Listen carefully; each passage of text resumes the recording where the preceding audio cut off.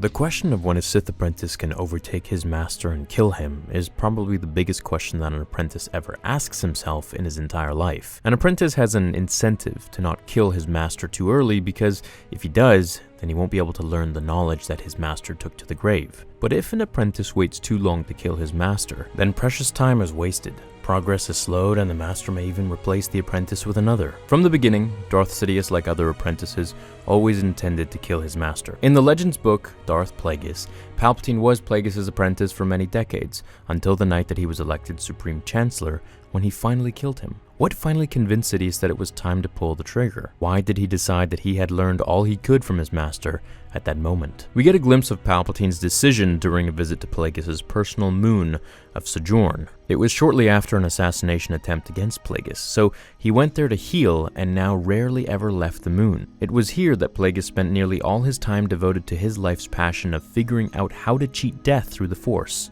Plagueis actually left so rarely that many people assumed he was dead. Even Sidious barely saw him, going years only speaking to Plagueis by holo. During this time, Palpatine basically trained himself, visited several Sith worlds, and spent considerable time studying the Sith texts and holocrons. He also trained Maul in secret on Mustafar, Tost, and Orsis. So when Palpatine finally visits Plagueis on Sojourn, he probably isn't surprised by what he finds. He finds the living quarters in shambles, some of the experimental subjects dead in their cages or cells, and many of the droids malfunctioning. Creatures from the surrounding Greel forests have invaded and taken up residence in the place, making nests in the turrets and devouring anything edible, while Plagueis, unwashed, emaciated, erratic in his behavior, let his droid give all orders to the guards. At one point, the guards had been ordered to install more than 200 holoprojectors in what had been the fort's armory, so that Plagueis could both monitor current events and immerse himself in historical recordings, some of which dated back hundreds of years. Basically, Plagueis was a recluse, beyond what Bruce Wayne becomes in The Dark Knight Rises. It's easy to see why Palpatine would see this as a weakness.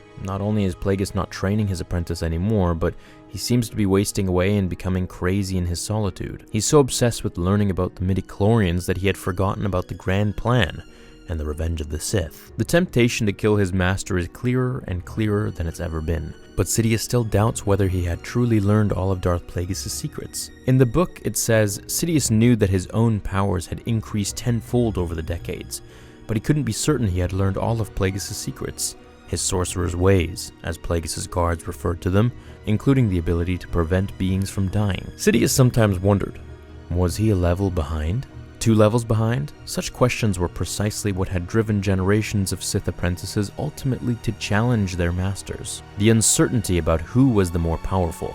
That's what it was all about. The need to test themselves, to face the definitive trial, the temptation to take the mantle by force, to put one's own spin on the power of the dark side. There seemed to be mutual uncertainty between both of the Sith Lords too, since neither Sidious nor Plagueis made any move against one another. Arguably, Plagueis needed Palpatine more since the grand plan was largely left to Sidious while Plagueis brought the manipulation of midichlorians. The night that Sidious is elected Supreme Chancellor and Plagueis comes out of hiding, Sidious finally kills his master. Now that he was Supreme Chancellor, Sidious no longer needed the backing of his master, and by then, he had reasoned that Plagueis either didn't know how to cheat death or would never teach him. But he guessed that if he did not know how to do it, then the power would be made manifest during the assassination attempt. But when Plagueis died, it became clear to Palpatine that he may never have known how to cheat death in the first place. Again, since the book Darth Plagueis is Legends, all of this can change in the new canon. So what do you guys think about Plagueis becoming a hermit in his search for immortality?